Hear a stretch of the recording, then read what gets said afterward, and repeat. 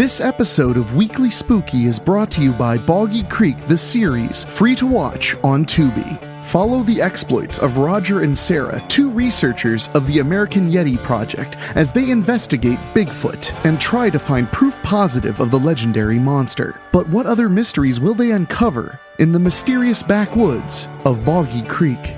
Starring Eric Roberts of The Dark Knight, Brink Stevens of Slumber Party Massacre, Mike Holinsky of Haunted House on Sorority Row, and Joni Durian of Babysitter Massacre. Bigfoot just might be the least of their worries as they encounter cursed scarecrows, serial killers, witches, dangerous bank robbers, and ruthless poachers, among many others. So check it out today, free to stream on Tubi.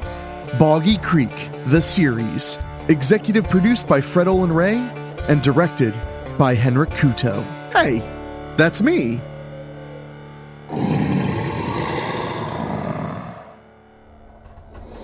What's that? You want to be scared? Come with me.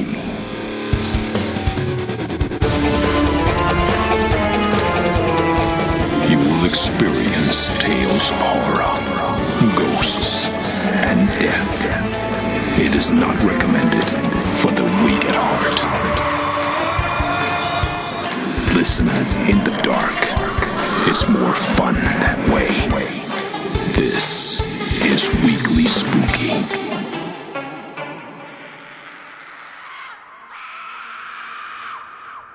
Hello, my friends. It's Wednesday, and you know what that means.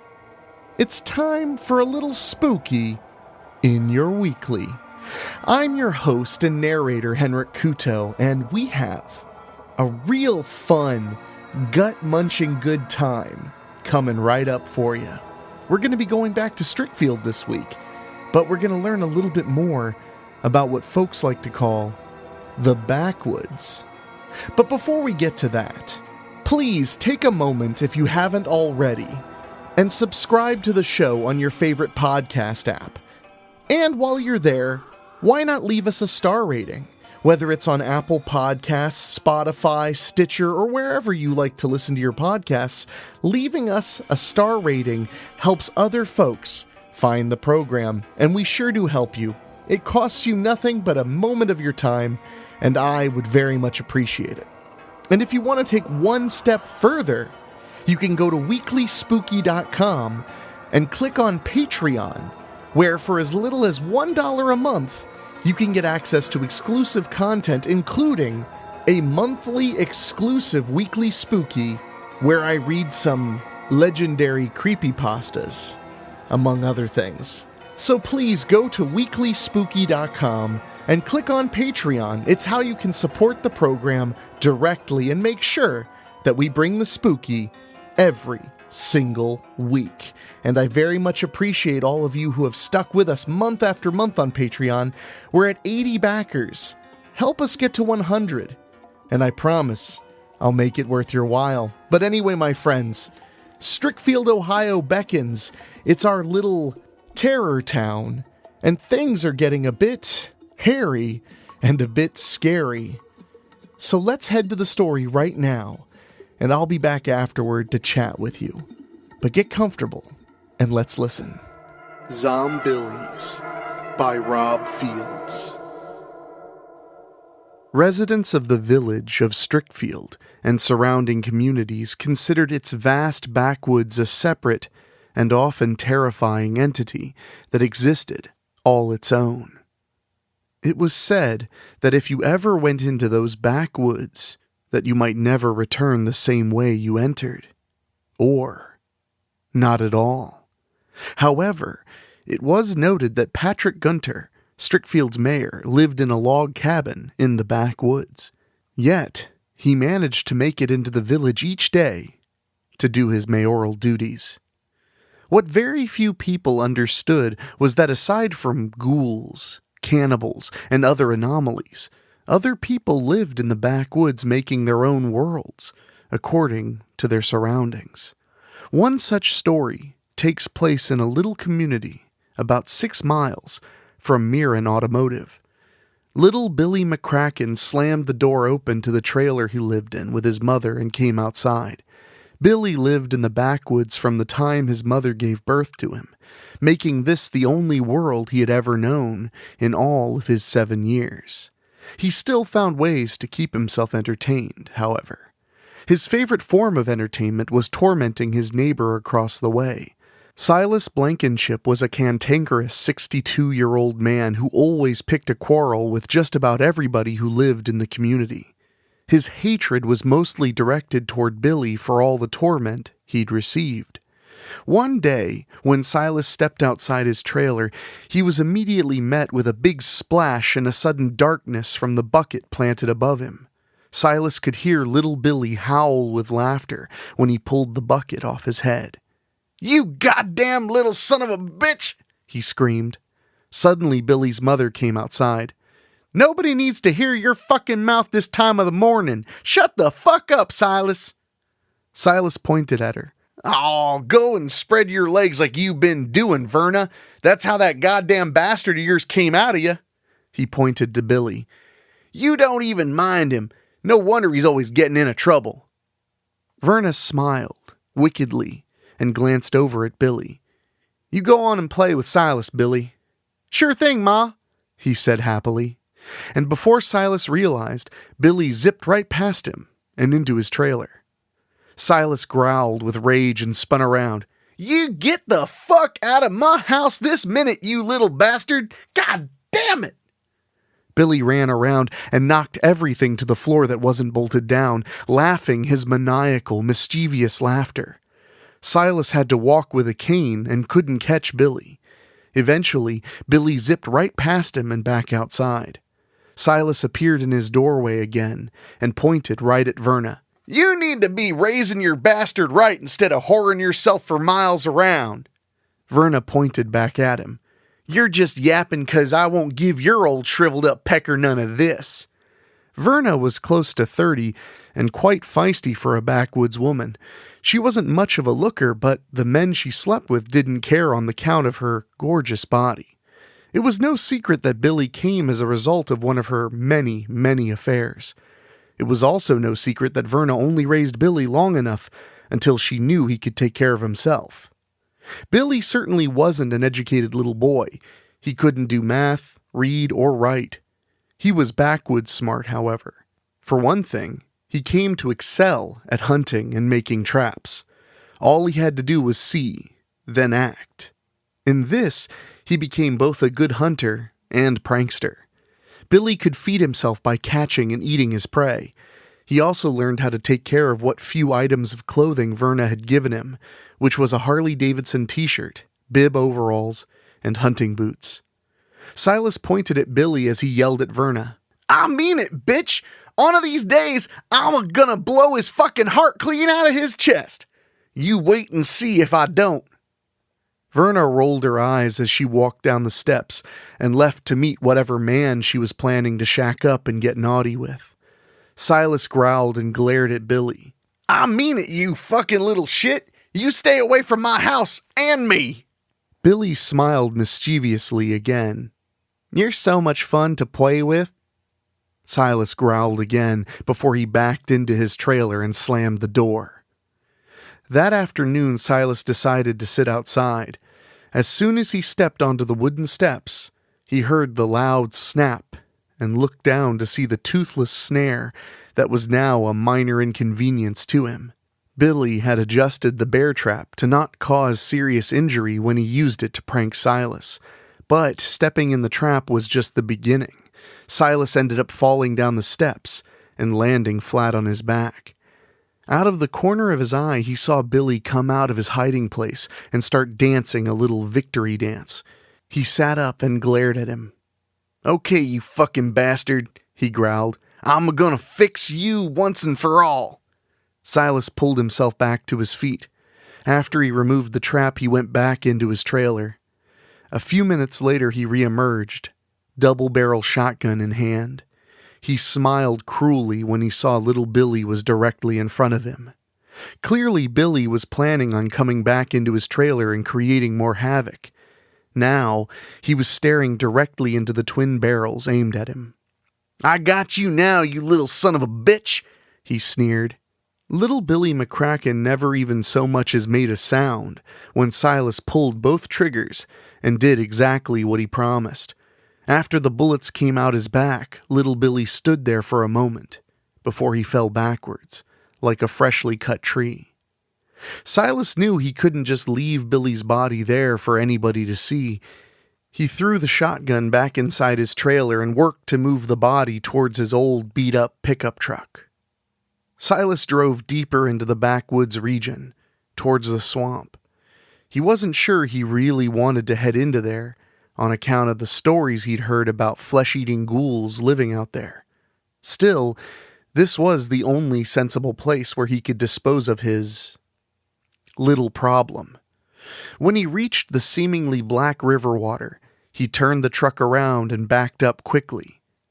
Just before reaching the water, he jammed on the brakes and watched Billy's body slide out of the back and land smack in the river. Silas watched the body float, still for a moment.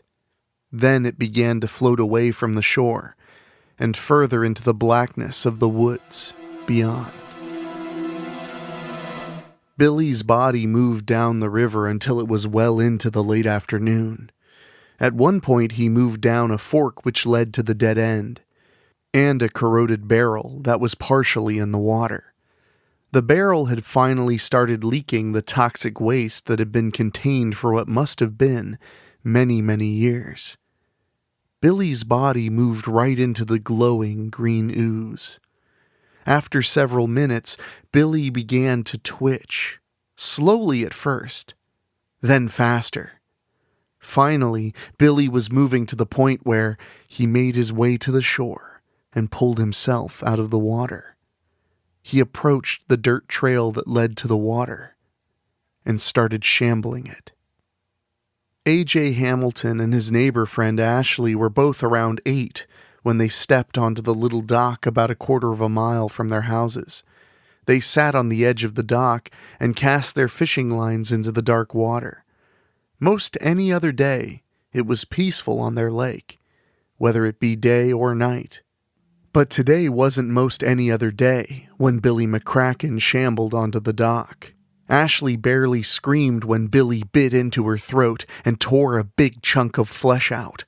AJ shoved Billy away and gasped when he saw blood spurting out of the big gaping hole that revealed Ashley's neck bone.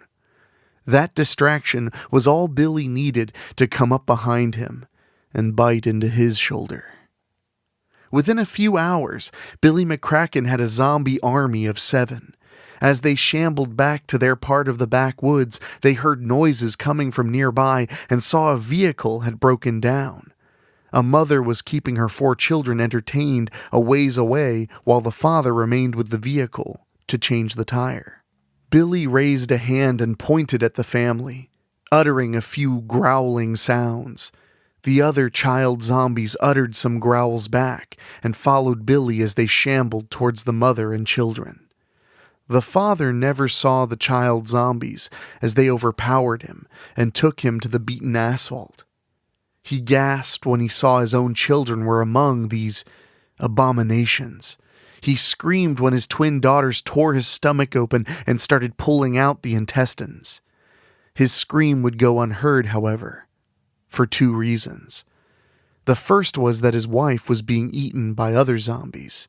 The second, no one hears anyone scream in the backwoods of Strickfield. After the child zombie army of now 11 had finished consuming both parents, they continued on. Billy uttered more growling sounds and the zombies followed him back in the direction of his house. Billy sneered a little as he knew where he and his army would get their next meal from. Silas Blankenship realized he was alone as he sat next to his steps and cleaned his shotgun. He had been smiling for much of the day, knowing he was finally free of little Billy McCracken. The little shit would never make his life a living hell again. "And I'd do it all over again," he said to himself. "Yeah, I wish that little bastard was here again so I can kill him again and again." Suddenly, Silas heard what sounded like several sticks breaking, followed by some weird groaning. "What the fuck is that?" Silas demanded. "Who's out there?" When he heard the groans again and saw the ominous shapes in the trees, he loaded his shotgun and took aim at nowhere in particular. "I mean it. I'll blow your goddamn heads clean off. Ain't nobody gonna fuck with Silas Blankenship." The figure started to slowly emerge. Silas's jaw dropped when he saw at least 20 children, many of them missing flesh, limbs, and other vital organs, yet somehow they were walking and moving about. What the fuck? As the undead children advanced slowly, they moved and surrounded his trailer to where he wouldn't be able to get past them without a fight. Silas picked up his shotgun shells and shoved them into his pants pocket. Then he saw little Billy McCracken standing at the center of the children. "I killed you, you little bastard!" he sneered, seeing the gaping hole in Billy's chest. "Yeah, I killed you, and I kill you again!" Silas raised the shotgun and shot Billy for the second time that day. This time, the 2 bullets caught him in the left shoulder, causing him to stagger back slightly. Billy groaned a little before he stood firm again. As he went to move his injured arm, he groaned seemingly in frustration, as if he realized he could no longer use his arm. When he saw it was ready to fall off, he growled a little and used his good hand to pull the now useless arm off easily. He held it to his side and looked at Silas Blankenship, who quickly reloaded his double barrel. "I'll shoot you again, you little bastard," Blankenship declared. Billy growled again. The other child zombies looked his way. Billy gave a louder grunt, then another growl. The others growled in response and turned their attention back to Silas. Billy gave one quick growl, and they all shambled quickly toward Silas. Silas raised his shotgun. "Yeah, come on, you little fucking sons of bitches." He took a shot at one of the twin girls and sent her staggering back. She seemed to be stunned for a moment before she continued her advance next to her sister. "You gotta be fucking kidding me!" Silas yelled. "This is bullshit!" Silas quickly loaded 2 more shells and shot the twin girl again in the face, blowing her brains everywhere. She fell over fast and stayed down. Silas knew how to stop them now. He reached into his pocket and found his last 2 shells. He quickly loaded his shotgun and took aim. The other twin girl had reached Silas, lunged forward, and bit into his arm. "Oh, Lordy!" Silas roared. He managed to kick her hard enough to send her falling, almost falling over himself. Silas growled in pain as he threw his cane away and staggered back into his trailer. He tried to slam the door shut, but Billy jammed enough of himself inside to prevent that. "No! No!" Silas staggered back. Then more and more of the child zombies entered the trailer. Silas took aim and shot another one in the head, bringing it down for good.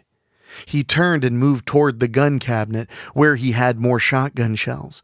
He opened the cabinet and grabbed a few. He just finished loading the shotgun again when he felt lots of little hands on him. "Oh, bullshit!" Silas attempted to raise the gun, but Billy knocked it away using his severed arm as a club. At the same time, he was being pulled down to the floor. The last thing Silas heard were the noises the creatures were making. The last thing he saw was the sneer of little Billy McCracken as his clothes were being torn away, and then the flesh afterwards. The last thing Silas uttered was a blood-curdling scream.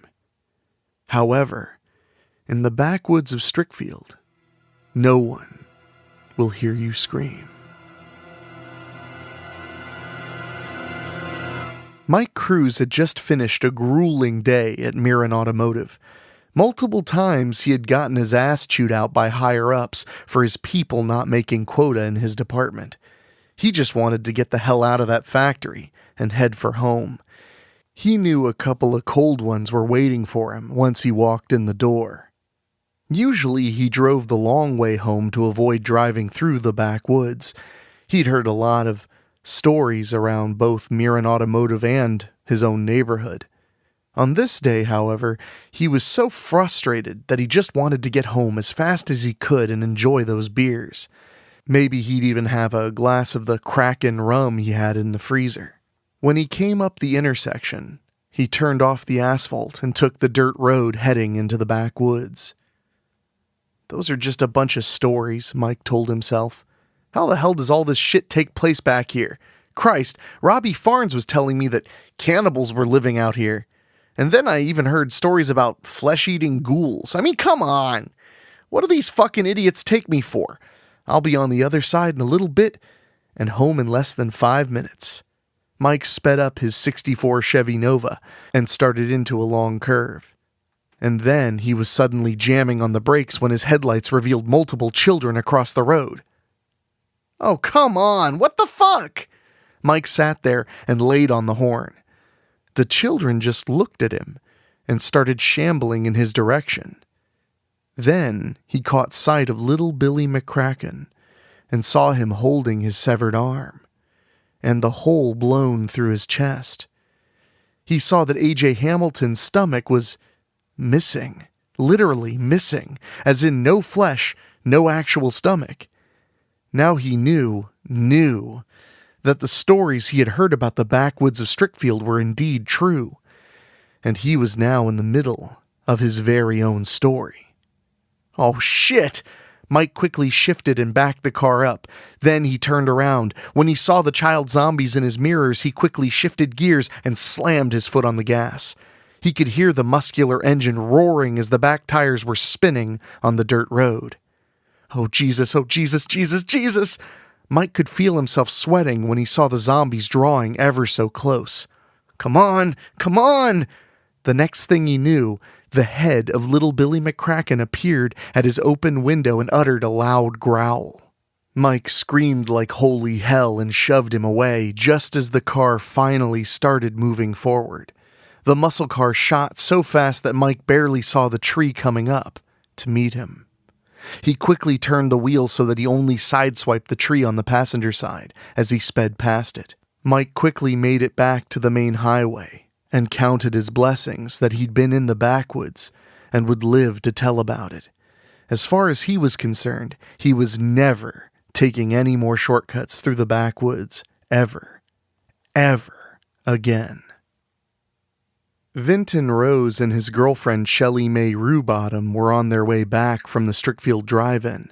Vinton was driving his pickup with one hand while holding his girlfriend in the other arm. "I sure do appreciate y'all taking me out tonight, honey," Shelley Mae purred. "We needed to get away for a bit," Vinton replied. "Besides, you've been asking to go back to the drive-in. Good night for it." You know what else is a good night for?" Shelley Mae sat up and pulled her top down to expose her breasts. "Now hurry up and get us to your house." "Oh, baby, y'all know Mom and Pop ain't home. Let's go." Vinton hurried and got them back to their community. "I hope Verna McCracken ain't gonna be all coming home drunk off her ass again," Shelley Mae muttered, securing her top. "She just never shuts up." Vinton shrugged. "If it ain't her, it's Silas Blankenship." Soon the two lovers pulled to a stop near his farmhouse. As they were getting out, they saw lots of children shambling around. Vinton left the motor running just in case. Shelley Mae nudged Vinton and got him to look near the McCracken house. A bunch of the little kids were gathered around something. When they got close enough, Shelley Mae screamed. "Oh, shit!" Vinton gasped when both he and Shelley Mae had seen what was left of Verna McCracken's body, with the uneaten head still attached to it. The rest of her body had been eaten right down to the bones.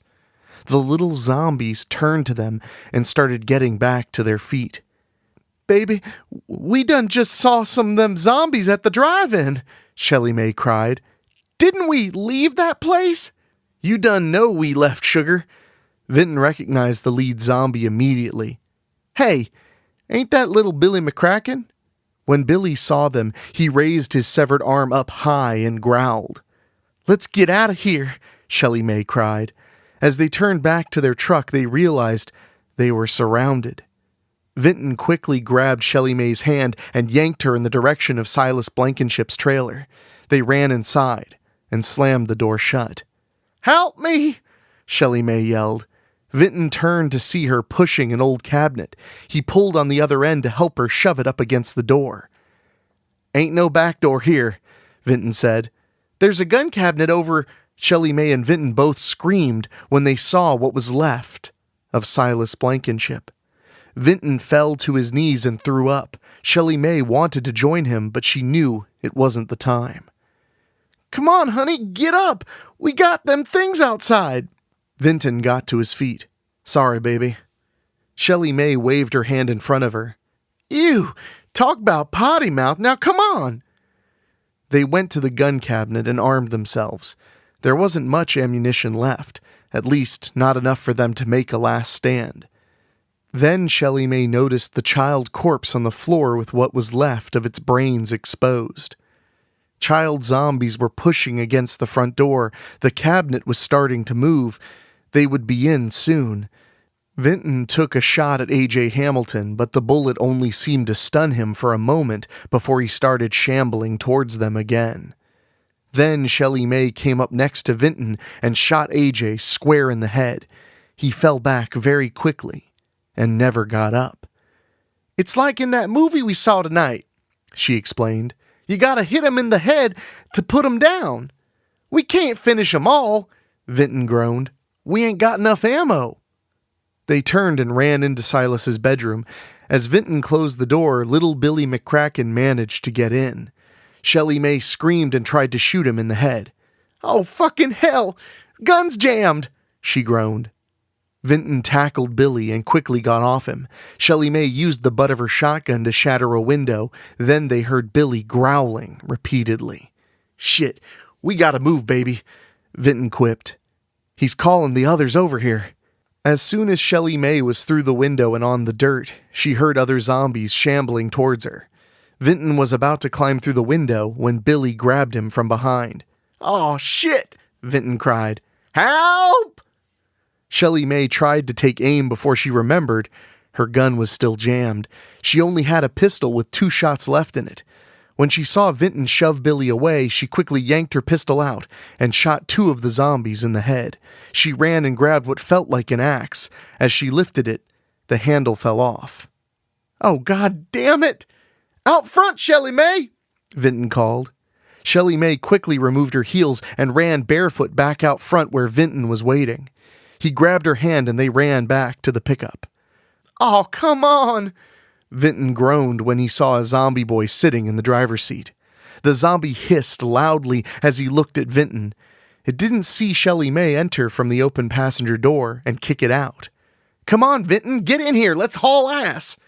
Vinton shot inside. Then he floored the gas and plowed through some of the zombies to get away. "Oh my God, we really ain't left the drive-in," Shelley May groaned. "Those are real fucking zombies back there." "Yeah, I know, baby. We gotta get some help. Drive to my folks' house and see if they still there. You know Daddy's got guns. Y'all don't need to tell me that. He done showed me when he found me in bed with you a few months back." Shelley May took his hand. "Aw, and here you are, still with me." Vinton screeched to a halt outside Shelley May's farm. They got out and ran into the house. Elmore Rubottom grabbed hold of Vinton. "I thought I told you never to see my baby girl again." Shelley May came in between them. "Daddy, we got bigger problems. Let him go." Elmore reluctantly obeyed. "This better be good, darlin'." Of course, Elmore didn't believe them when they told him about little Billy McCracken and his zombie posse. However, Elmore did show concern when his wife, Eloise, came into the room. "Honey, Wilbur ain't come home yet. He went out hunting hours ago and he ain't been back since." Wilbur was Shelley May's little brother who usually went out hunting and brought game home for Eloise to prepare while Elmore tended his friends. But then Shelley May remembered something.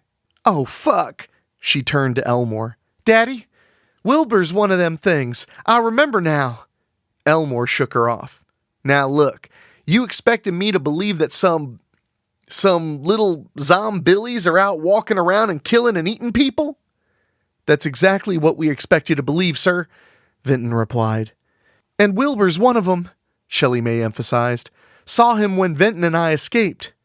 As Elmore was about to yell again, they heard a loud crash outside. Shelley May quickly ran to the front window. Oh, fuck, she yelled. Them little zombillies are here. What? Vinton came over to the window. Them little shits can drive? Little Billy McCracken got out of Silas Blankenship's pickup. He'd driven his zombie army in. He pointed to Vinton and Shelley May and growled to the others. They seemingly obeyed him as they got out of the truck and started advancing towards the house. Vinton quickly slammed the inside door and locked it. He helped Shelley May move a couch up against it. Elmore opened the front window. You goddamn kids, get your asses off my property right now! Ah! Daddy! Shelley May screamed when the zombies yanked Elmore out the window. Now it was her turn to fall to her knees and throw up after she saw her dad get torn apart. Vinton made sure she was okay and helped her up. What in tarnation is going on? Eloise demanded. Shelley May pointed to her mother. We gotta get the guns, Mom! Call the neighbors and get them out here, or we're gonna be fixins like Daddy! She grabbed Vinton's hand. Come on! She led Vinton to the gun rack in her parents' bedroom. They armed themselves and grabbed what ammunition they could. Think this'll be enough? Vinton asked. Who knows? Shelley May replied. We may have to make a last stand here. They looked at each other for a moment, and then shared a kiss in spite of the fact that they both had less than acceptable breath. When they heard a crash at the back door, they headed back to the living room. Eloise quickly hung up the phone. One of them little shits yanked the phone line, she shrieked. Now they's coming in.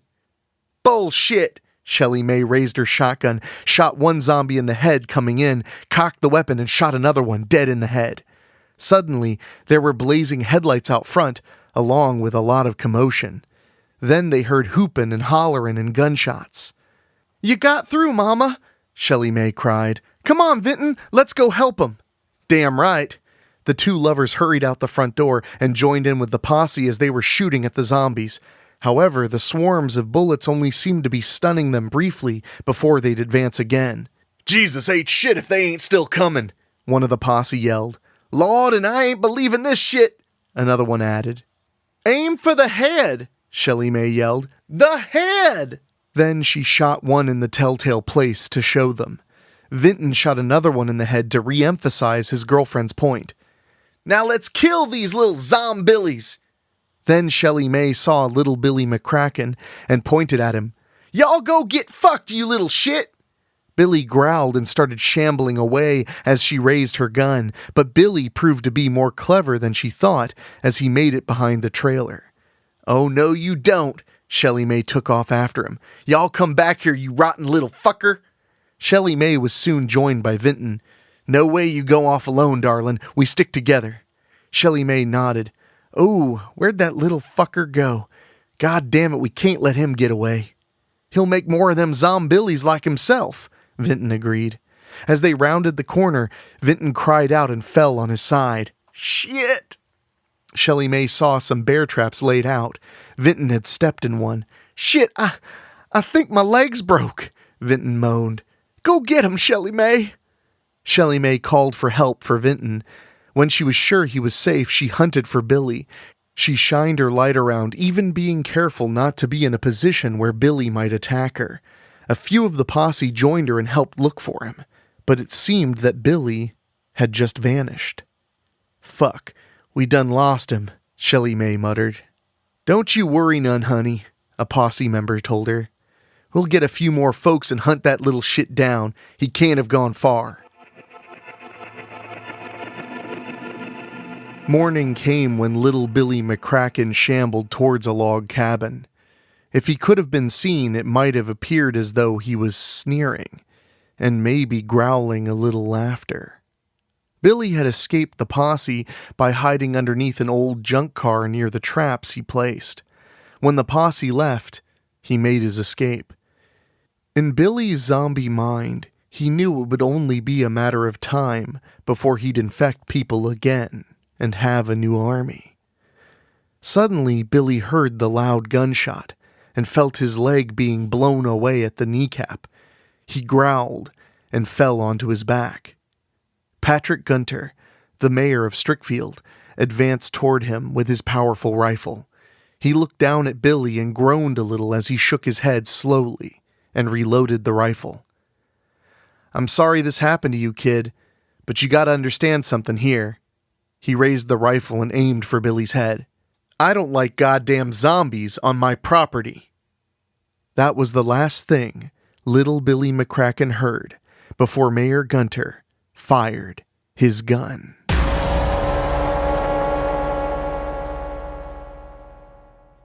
Well, my friends, I hope you enjoyed that story as much as I did. Had a little bit of fun. It feels like it's been far too long since we had some pure zombie mayhem on the show. So now there's only one thing left to say. Who's hungry? I want to mention, while I was recording that story for you all to enjoy, a massive thunderstorm broke out and was a bit scary, if I'm being honest. I was a little nervous there for a hot minute, but it really helped me get the intensity going. So I hope you enjoyed that reading. I thought it turned out super, super good. And speaking of super, super good, I want to say a humongous thank you to everyone who is backing us on Patreon. Patreon is really the way that you can support the show and make sure we keep bringing you episodes week after week after week. We have 80 backers right now, and we would love to have 100 this year. So please consider going to WeeklySpooky.com, clicking on Patreon, and signing up. You'll also be able to get exclusive episodes of the program, where I'll be reading some stories I might not normally read. But speaking of a big thank you to Patreon, I want to say an extra big thank you to our Patreon podcast boosters, folks who paid just a little bit extra to hear their names on the show and in my silky voice. Those are Christopher Sullivan, Kathy Proke, Gino Lyons, Karen Wiemet, Jack Kerr, Jeff and George Hilton, Craig Cohen, and Kevin Fry. Thank you from the bottom of my dark black heart for all of your support. Ah, yes.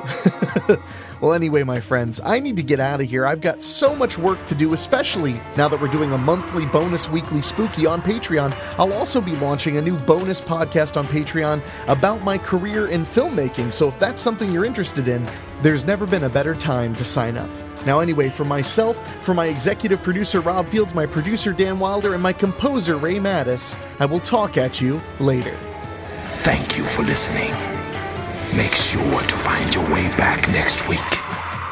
But for now, you are safe. Trust me.